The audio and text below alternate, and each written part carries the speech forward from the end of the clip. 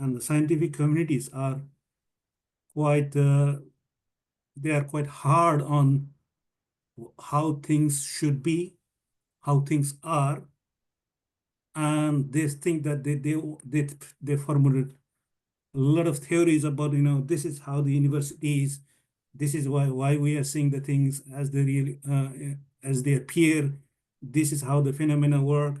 Look, this is my theory, and this is what all scientific communities are trying to develop more and more advanced theories, and simply it's not getting anywhere. Yeah. So I am trying to picking that sort of very some sort of a problematic notion of consciousness and that sort of a area of how this material universe and the consciousness, they are related. And then I'm driving to the path of direct experience. Yeah. So this is my entry point. So this book is I've shared a copy of this book in the link, so you all have the copies. So I'm not sure how I should be proceeding. If you have got any questions, I'm happy to take the questions.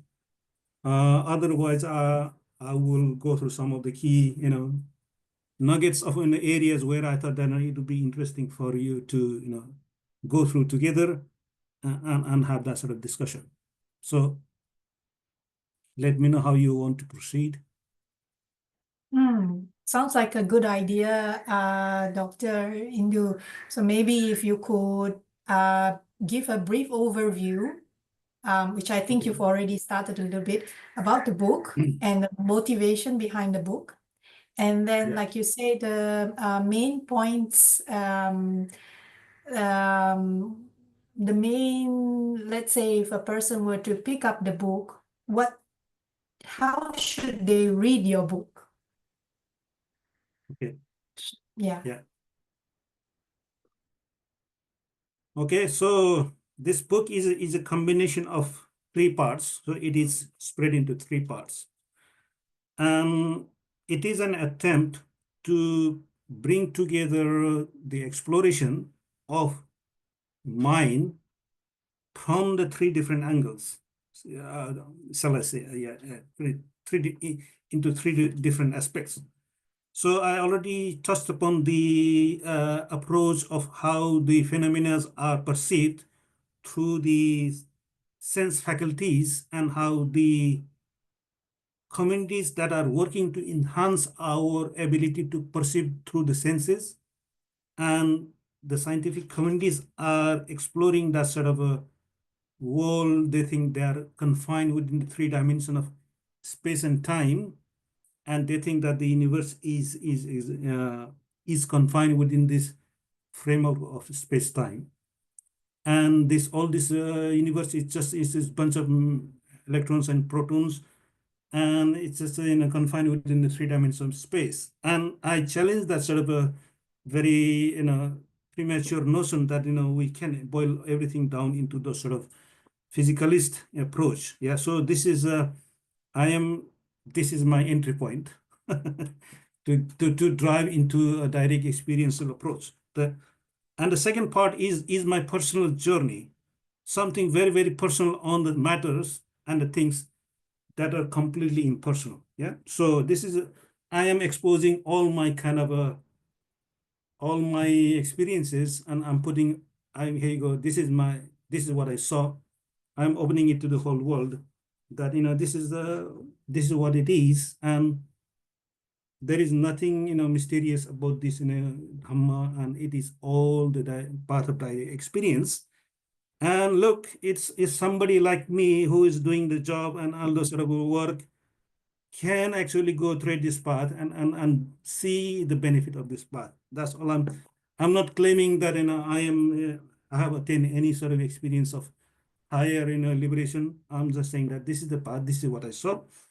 And I'm giving that sort of exploration of the journey through the twin practice.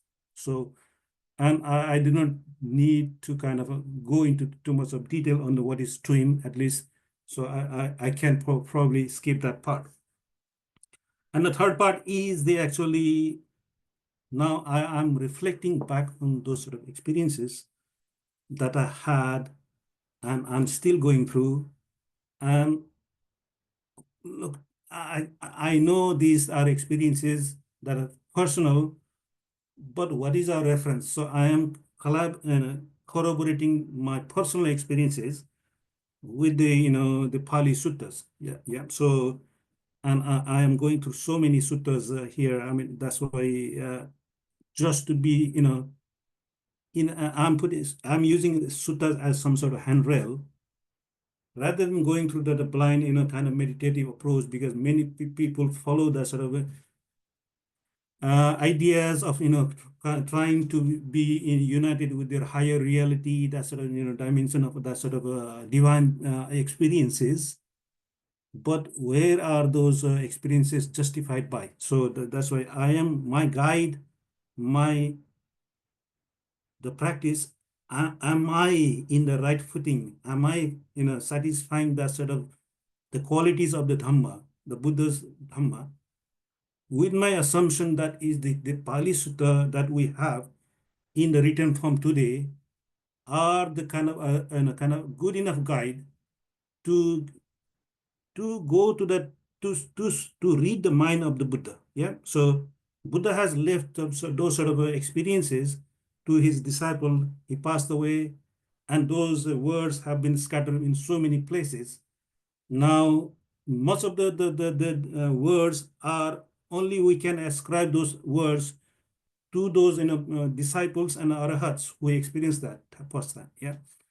But what is our how do we verify that the experience that we have seen and experienced ourselves can be traced back to the historical Buddha? So this is my attempt to kind of align my experience with the text in the earliest Pali Sutta text. And this is the conclusion of the book, is that I am aligning two or three different aspects of our daily experiences and giving that sort of kind of a unified view by looking at that various aspects. So this is the summary of the book. Yeah.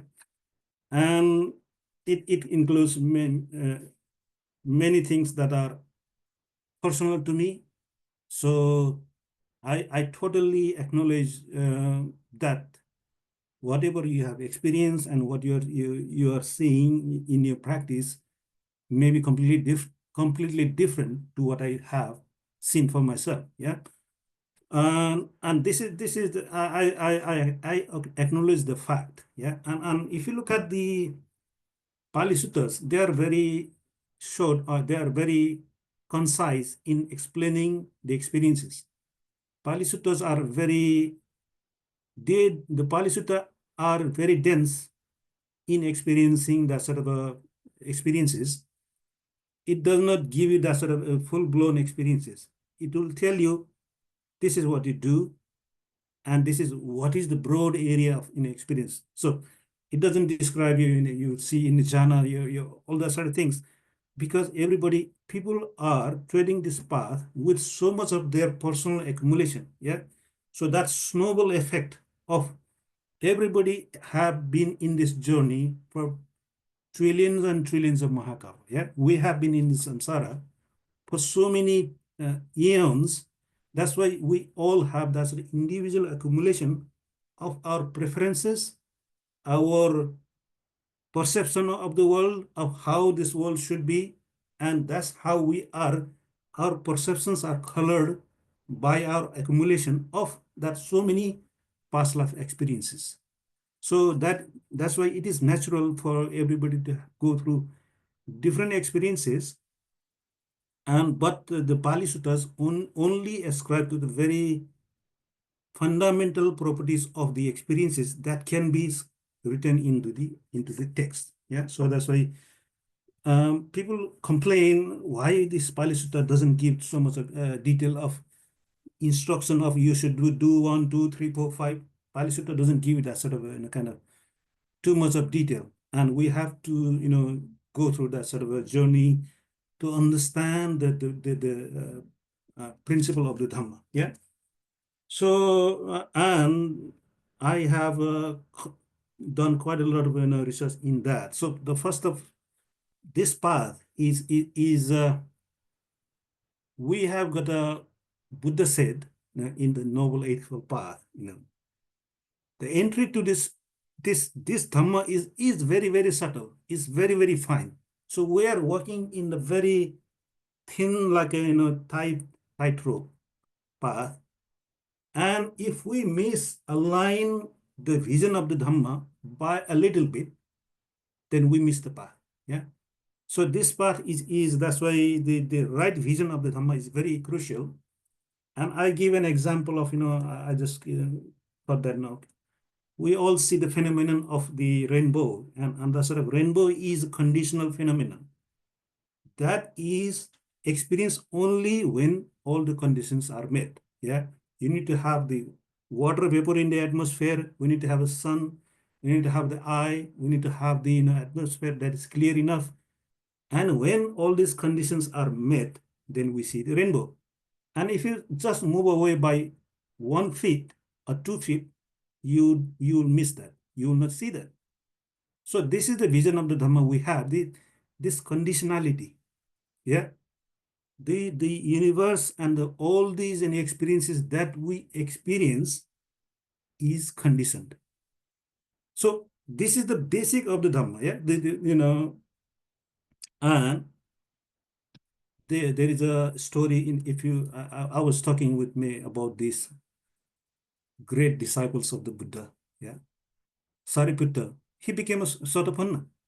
How come he's just coming from totally different traditions? He was even not aware of what the Buddha is teaching. But how come he understood it? So, and this is the fundamental aspect of, if you have got the right view, that anything in your experience is cause and is based on cause and condition. And this is the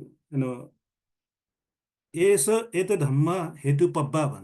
This is what they say. Hetu pabba means all the phenomena are they arise due to causes. Yeah.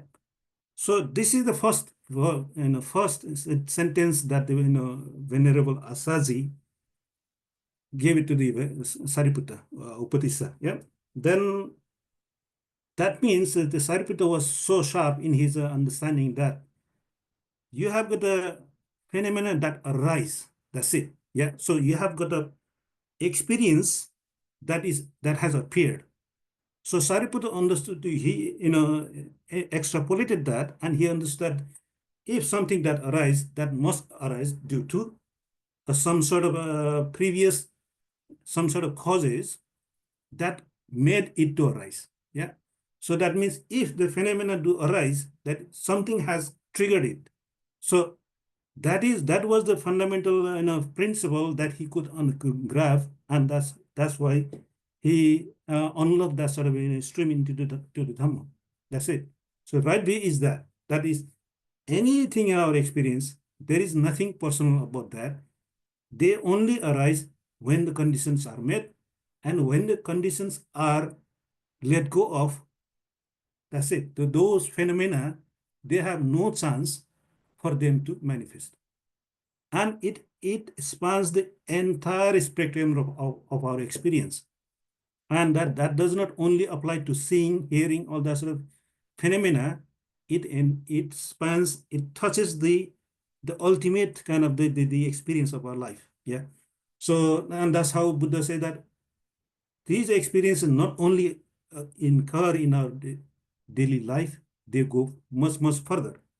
And they are connected with the life and death of all that sort of all beings that are trapped in this situation. So this is my kind of a let's say entry to this Dhamma. That's how I kind of want to say that this principle, if we practice with this understanding, then all that comes will become, it makes a lot of sense. Yeah. So we need to understand that what anything that arises, anything we are experiencing, however that blissful that experience might be, we need to take that this bliss is conditioned. Yeah, we did something for it to arise, and that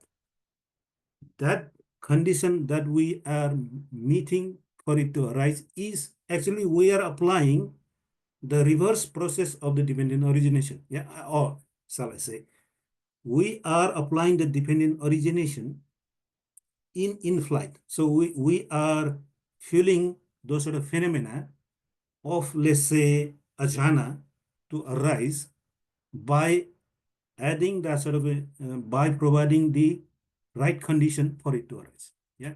So jhana is a conditioned experience, and all these hindrances are conditioned experience.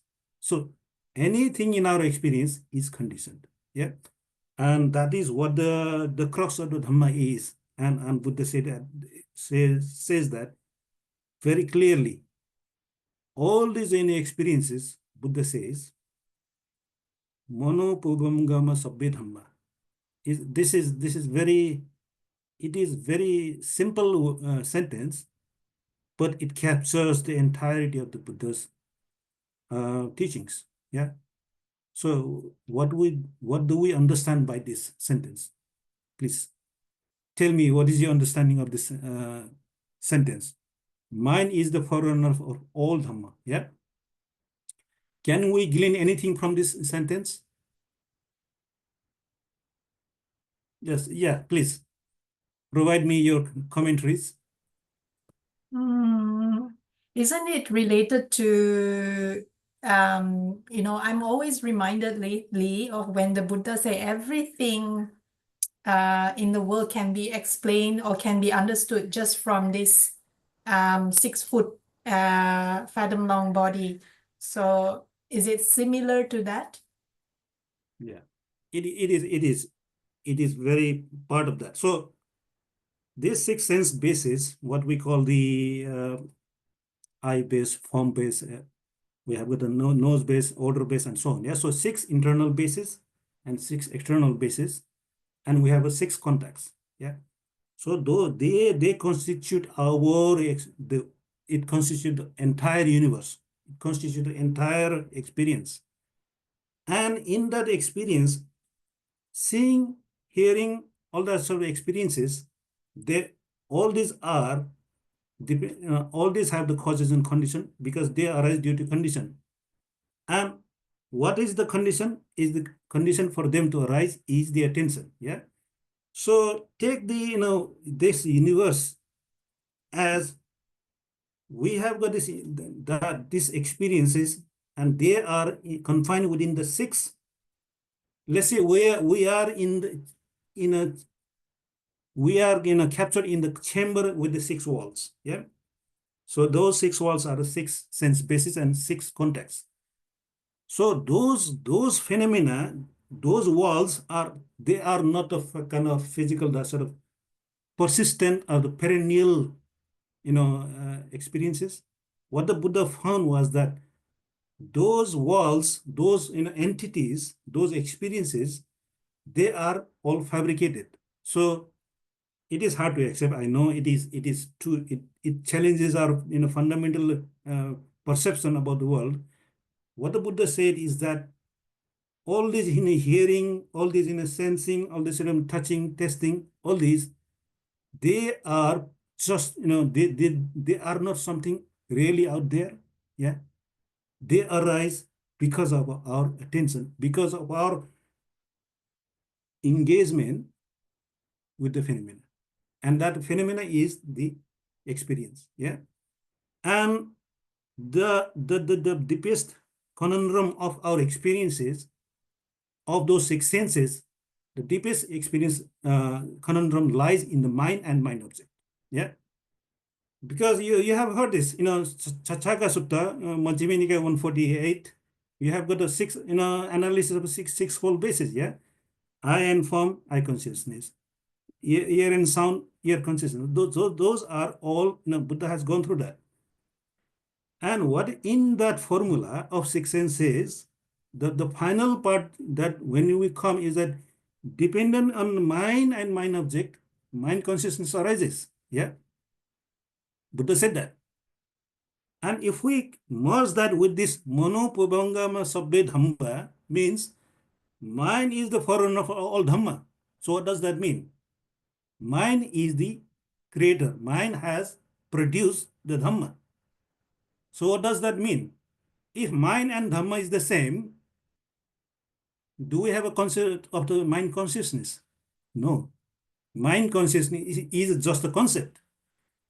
It does not remain, it fades away. Yeah. So if mind and Dhamma if mind has generated the Dhamma, that means there is no room for mind consciousness.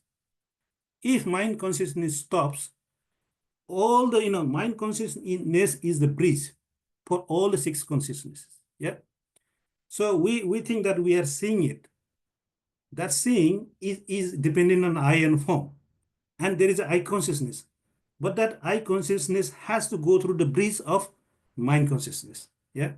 So there is that is the only way we can make sense of what we are seeing. If there is no mind consciousness, that we can only see the seeing, but there is no consciousness. Yeah. So that is the Buddha's very deepest this sentence is quite simple, but it has that element of a recipe for awakening. Is that if you understood that mind and mind objects, they are not the two things, then you understood that there is no room for mind consciousness. If there is no room for mind consciousness, your experiences will cease to exist. Yeah, whatever you are conscious of, it becomes meaningless. So you will fall into what is called the state of cessation.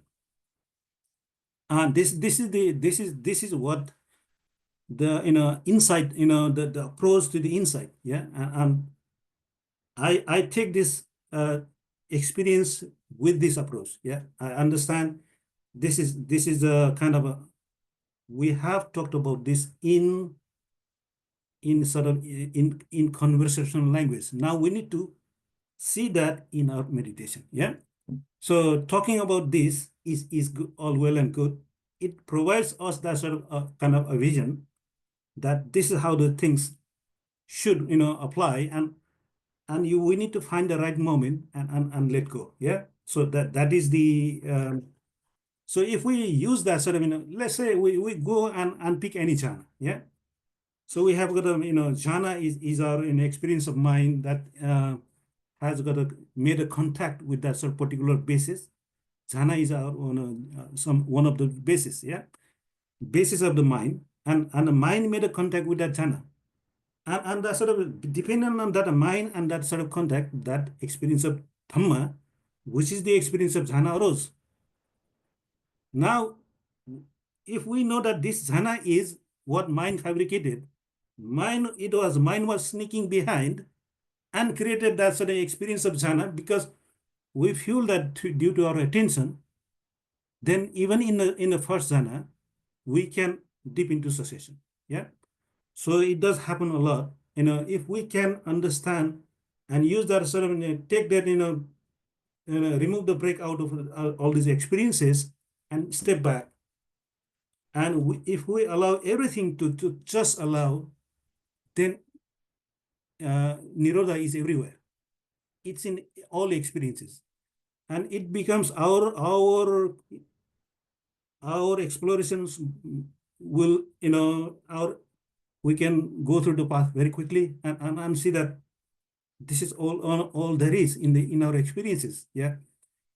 So this is the kind of this is my personal insight. So I'm open to that sort of your commentaries on that. Based on the reading of so many texts and so much of practice, this is what the Buddha is saying. Yeah. This is a tunnel. I call it a tunnel, or I call it a spaceship, or I call it some sort of a Buddha calls it a ford. Yeah. What is that ford? Ford is that sort of a a breeze. In modern language, it is breeze. Yeah. In Buddha's time, there used to be ford, where you have got the river Ganges, so huge, it's got, such a, depth and that sort of, and even in that sort of, if you go through the river Ganges, there are some areas where the water is so shallow and it is so spread out, thin out. And that's where people used to cross their cattle and horses and everybody, who wanted to cross that river to another side of the village. They used to have that sort of, make use of that ford. And that ford, is the kind of a path of, jhanas and that sort of, yeah. So that ford, that shallow part, that weak link is the experience of mind and mind object. Yeah. So if we understand this, then our path to unlock the liberation will become much easier. Okay. So does that make any sense to you? Well, Yeah, so somewhat. So for me personally, it starts to make me think to reflect on that first sentence, Manopubbangama Dhamma, but not just see it as that, but probably to take that sentence and go a little bit further, reflect a little bit absolutely. further with that just one Yeah. sentence. So say, for example, we have gone through that sort of experience of, let's say, we use the loving kindness, the feeling of loving kindness, it becomes a so pristine and a pure experience. And the hindrances, all these, personal attitude and that sort of things, they dissolve. The mind becomes so soft and so much pure because all those unwholesome qualities of the mind, they have dissolved. And the mind is very, because that's sort of all those, let's say dhammas, all these phenomena, they have those major kind of the fabrication of the mind that were keeping us so much restless, so much as anxious, so much as, at those sort of difficulty, they have, let go in that sort of by bringing that wholesome. So then what we are left with the subtle kind of experiences of mind is interacting with the mind object in terms of jhanas. Yeah. So when we let go of those sensory experiences, then we arrive at the domain of mind and mind object. Yeah. And in that fine, kind of, there is a fine kind of interaction happening. So mind is playing catch up with the mind object. So mind is fabricating that. And it's bringing that sort of joy, tranquility, and subtle, kind of the, those jhana qualities. Yeah. So we have the unification of mind, that sort of tranquility, and that sort of calmness. Yeah. And those factors are nicely coming together. So this is another way. So basically balancing those 7 factors. So when you are in that sort of state, all these phenomena are, coming into the very nice, let's say the wave have settled, there is a little bit of oscillation left. And, you are seeing that all these phenomena are just playing like, you're observing like children playing. Yeah. They are, those and all these things are happening in front of you, but you are completely separate. They have nothing to do with you. Although these children are playing, they're enjoying, but you are completely separate. Yeah, unless you want to play with them and you want to. But we have seen this in a daily life. Is that sort of things in a when you are in a state of jhana,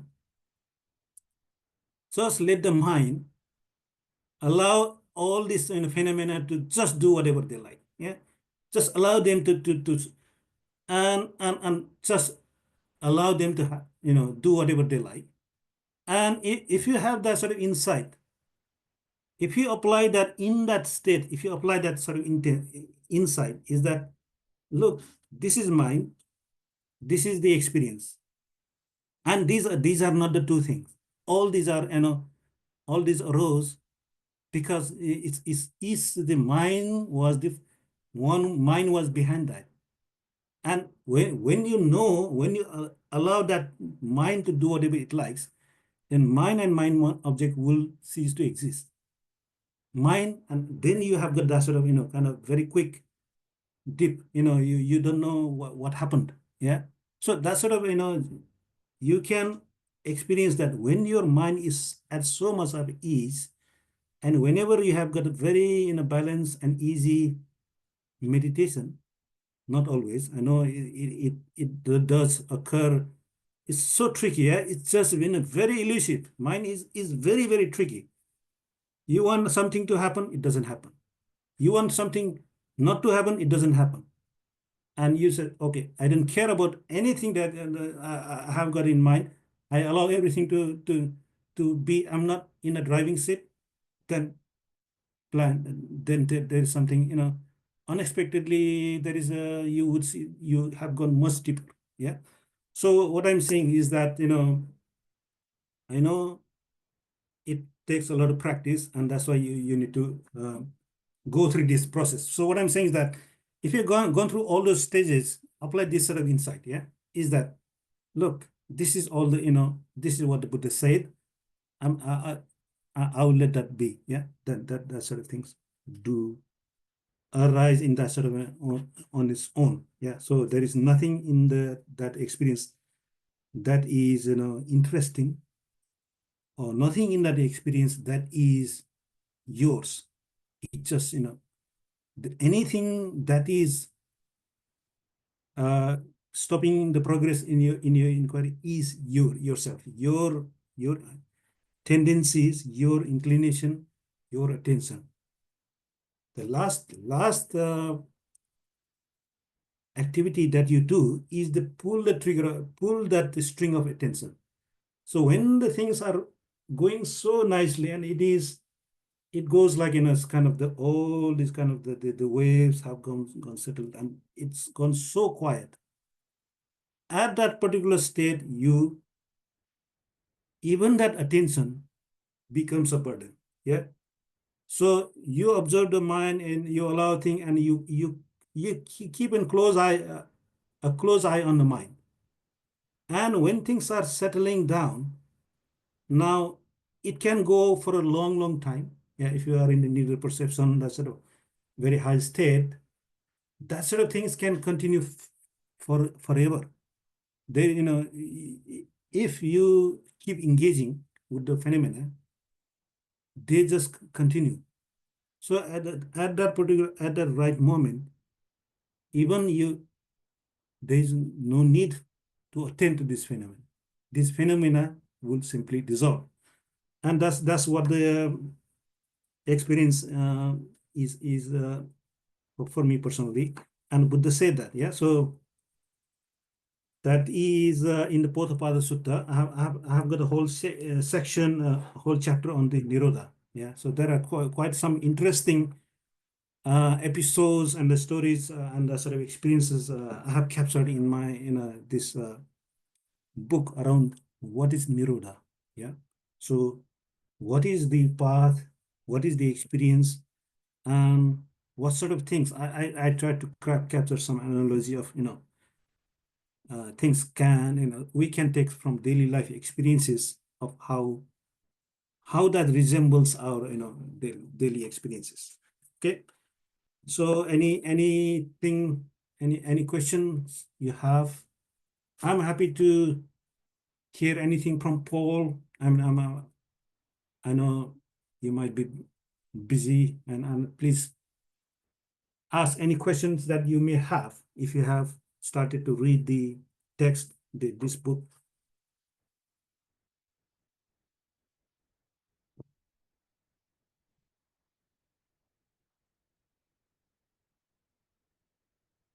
No more questions.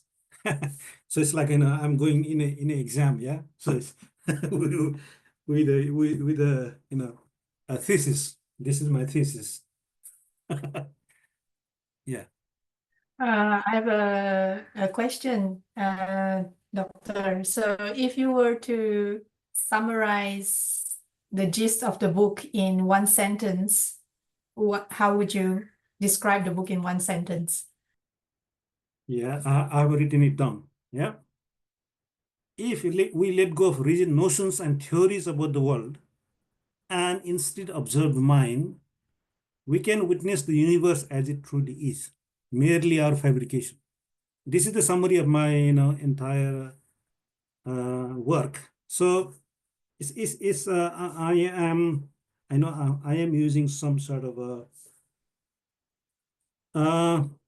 there are some really, I used to be very philosophical, or shall I say curious about the exploration of what is in the cosmos, what is this, how far this universe goes, where are those alien planets, and are there any beings that are similar to us, are there any people watching us from the heavens, and all these galaxies with billions and billions of stars, and surely there must be somebody who have got similar experience like me.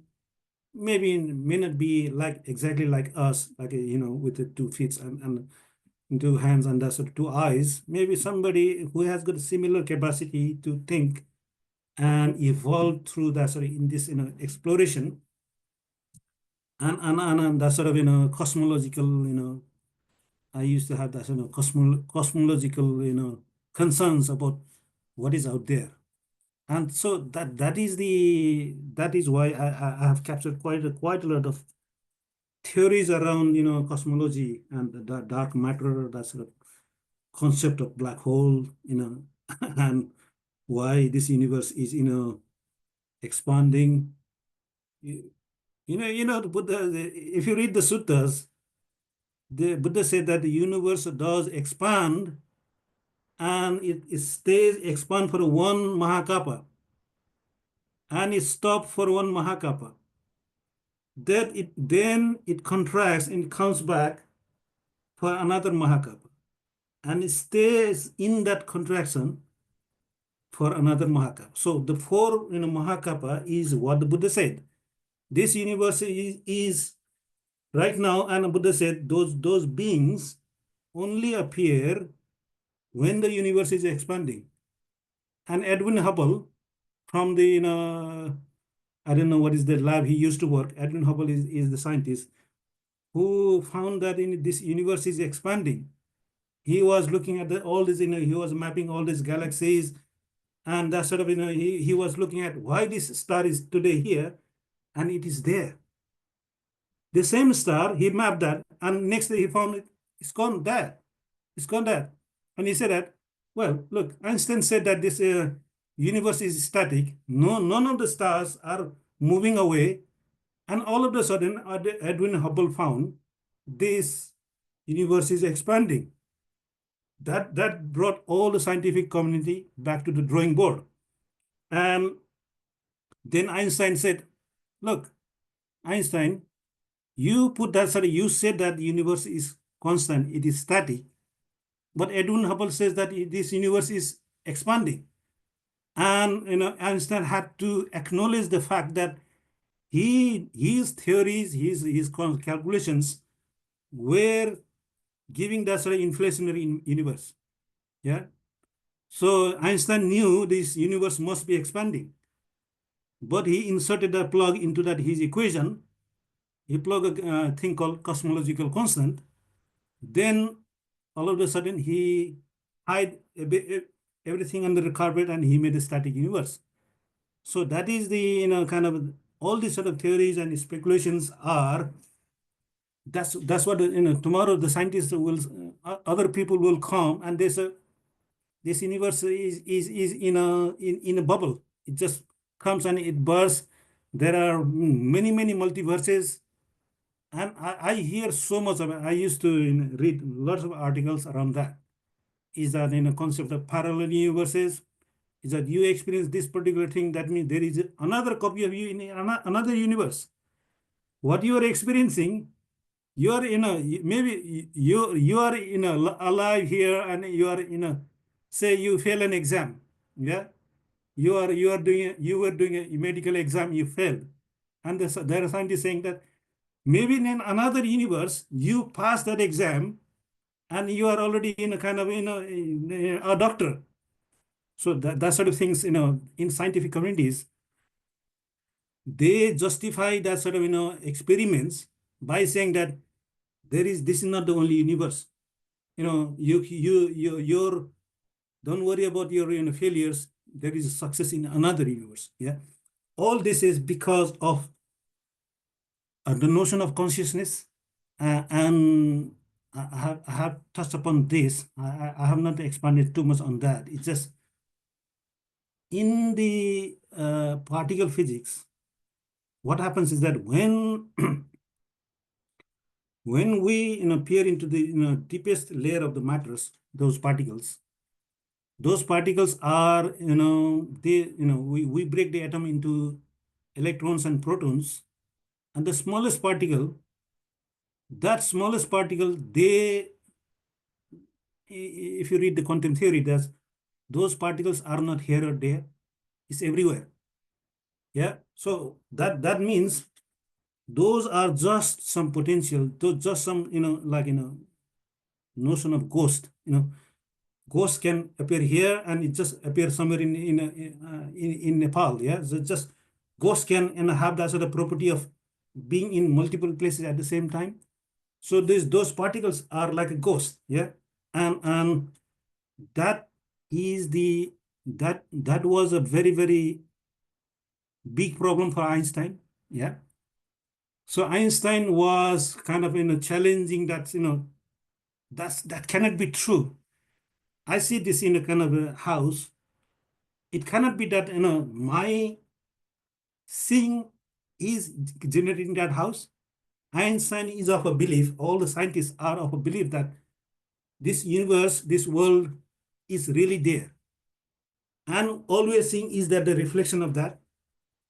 But the quantum theory said that no, there is nothing in this experience that is already out there. They appear because we become conscious. Yeah. So this is the aspect I'm picking up in this. And if you if you link that to suttas, Buddha said that. Yeah. Phenomena they become manifest due to attention. Buddha said that. Yeah. So if you read the sutta, it's called Kima Mulaka Sutta. Yeah. And I have put that in my book here. Kima Mulaka Sutta is that it says Dhammas are, Manasikara Sambhava Sabbe Dhamma. This is another word. It's a subtle difference. Manasikara Sambhava Sabbe Dhamma. What does that mean? Manasikara is the attention. You are projecting your mind towards the phenomena, and that phenomena become reality. That's it. And that is the analogy in the science, is that particles become reality when you make a measurement. That's what the scientific experiments have shown. And because those particles become reality only when you make a measurement, only when you perceive, when you measure, that challenge the notion of the permanence of a particle. They said, no, that cannot be true. That particle must be there. So, and they said that, okay, if there is in this, that's why they came into the conclusion that when there is an experience, your experience, it must be happening in another universe. So that's why they brought that sort of a notion of parallel universe, that yeah, those things can happen, but not here, but in another universe. Yeah, that's how they justify to say that things do not appear because of our experience. They say that they do happen, but the fact is that the particle is there. It is in another universe. Yeah, that's why you see I try to explain that sort of a thing around that sort of your copy, one of your a good copy of you, or some sort of a successful copy of you with so much of success, a brilliant scientist, somebody who has been so successful, billionaire, must be in some other universe. That's how the scientists are saying. in every moment, there will be another universe that is created because of this, all this quantum. So it's interesting. So, and to me, it's all speculation. There is no way, if we get tangled in that sort of speculation, you'll spend your 20 or 40 years in becoming a researcher, trying to prove your theory that, oh, this must be that, this must be that. And you lost your opportunity to be free from all these tangles. Yeah. So to me, it's just a conceptual proliferation that just entices us in this condition wrong. So the quicker that we understand this conditionality, the faster we make way out of all this mess. Yeah. So uh, that is one aspect I wanted to highlight. So this is around science, and yeah, there are many other things. So I have written it in a very high level language, not going into that sort of details of equations and the formulas. I just took out all that sort of stuff and just made like anecdotes, because scientific community are just they are just creating their jobs. Yeah, they are getting all these grants from the university government to think that, oh, my theory can do this, and I have already got this recipe for that. Yeah, that's how they are justifying their, let's say, their yeah, profile, and they do there are many theorists who go into that line of inquiry, which is simply, yeah, just, does it matter? Do you read really all that sort of theories? And I put some, cartoons here. Yeah, people are so much obsessed with the theories. Yeah, if you have a theory, I will listen to you. If you don't have a theory, go away. That's what scientific community. You need to come up with a theory before you can talk to them. Yeah, otherwise just go away. There's no room for that. So yeah, this and I will. I'm not being critical. Just this is for fun. Yeah, I like to make some sort of a fun out of this, because I like this stuff. But now I know what does matter and what is not. Should we really, that's why I'm putting together all these sort of notions here to hopefully motivate people to go deeper. Yeah, and it's just we are what the Buddha taught is everything is here and now. Is right in front of us. Yeah, and one of the things, and how Buddha managed to unlock that sort of deepest, let's say, problem of our existence. Yeah, why we keep dying, why we get reborn, why that creature, that earthworm just got smashed by another a brick or something, and that creature suddenly died. Why this that fly, the bird got shot by and just killed? Why this all these sort of disasters and calamities and all these debacles do happen? All these villages are swept away. Everything, you see suffering everywhere. Yeah, yeah. But look at this. All this. The whole cosmos, whole universe. Only thing that is fundamentally applicable to all of us is that is the reality. Yeah, all our experiences, no matter how much of billions and money you earn, you cannot avoid this. One day you will be hit by a lorry, you go under a bus, you go, all that sort of things. Not only, we are lucky. Look at those animals; they get slaughtered. They get, and what is the way out of all that sort of things? Yeah, so that is why Buddha was after, that sort of a way out of all this sort of chain of being repeatedly coming to that sort of a conditioned existence. And that is why the Buddha's inquiry led him to unravel what is this secret of this repeated bondage. Yeah, it's like Buddha calls it bondage. There are 10 bondages, 10 different attitudes that keep us bound in this conditioned existence. Yeah, and those what is the way out? So I gave an example of a chamber. Yeah, a very very airtight, completely there is no way to break free of that chamber, which has got a 6 walls. Yeah, so that those 6 walls are our 6 sense bases and 6 sense experiences. Have you been able to step out of that 6 sense experience at all? Yeah, has anybody done that? Buddha did that, and hopefully, we all have, gone through that experience and gone out of, maybe for a split second or two, a day, 7 days. Yeah.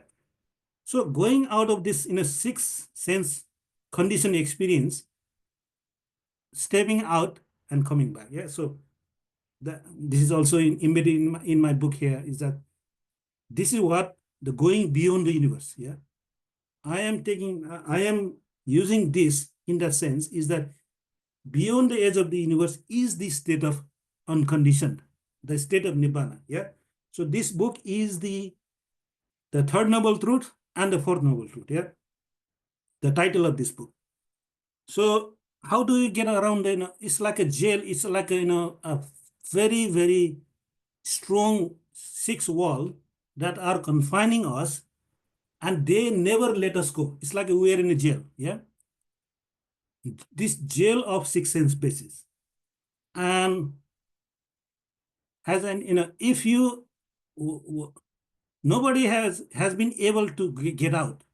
Everybody, if you look at all these philosophies, all these practices, they might take you out of form realm or to the formless, but you still come back. Yeah, because you have not been able to see the conditioned experience. So, and what is the Buddha's how did Buddha unlock that? And if you read this is in the Digha Nikaya. In Digha Nikaya, there is a sutta called Mahapadana Sutta. You might have heard of that. Yeah. So Mahapadana Sutta is about the bodhisattvas, all these past Buddhas. The Buddha says there are only 6 Buddhas in the earth so far. He analyzed and looked at. And he talks about the awakening experience of the bodhisattva called Vipassi. Yeah, Vipassi is the first Buddha that he recalls.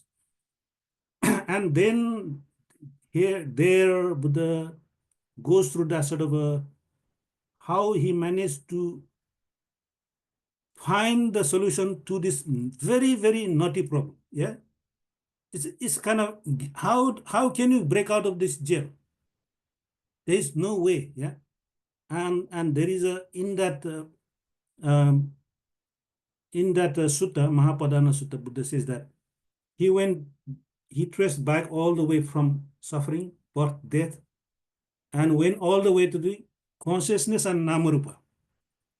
So consciousness and Namarupa, he went back, and he just, Namarupa is conditioned by consciousness, and then he said that consciousness goes to the Namarupa, then consciousness is reflected by Namarupa. So he saw that arising, and he saw the cessation. Yeah. That means he saw the two-way link there. Yeah. So when you trace it back to the root, and when you try to find a root, you found that there is no such thing called root. Yeah. It is all the projection. The consciousness is reflected by Namarupa. and nama rupa is reflected by consciousness. So this whole kind of all this conditioned experience is caused by the reflection of nama rupa reflecting the consciousness and consciousness reflecting the nama rupa. Then he found that the dependency of the phenomena. That's how he found dependent origination. And when he realized that all these five aggregates are dependently origin, there is nothing outside of them. It's just they themselves are dependent on each other. That's how he become awakened, fully awakened. Yeah. So that is how, you know, I said this is very similar to a scientific approach.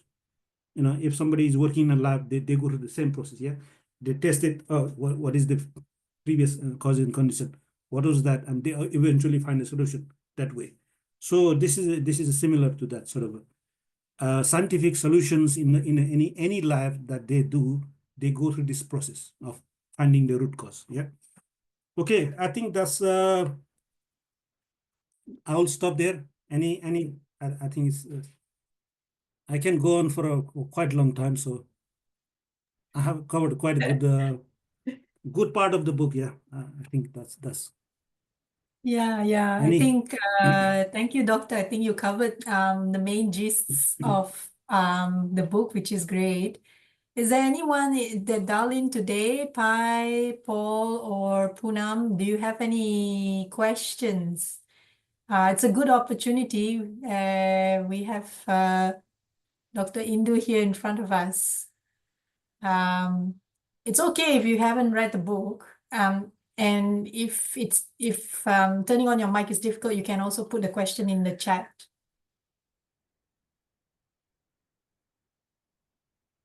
What I suggest, you know, if it is possible, I know I have put the book in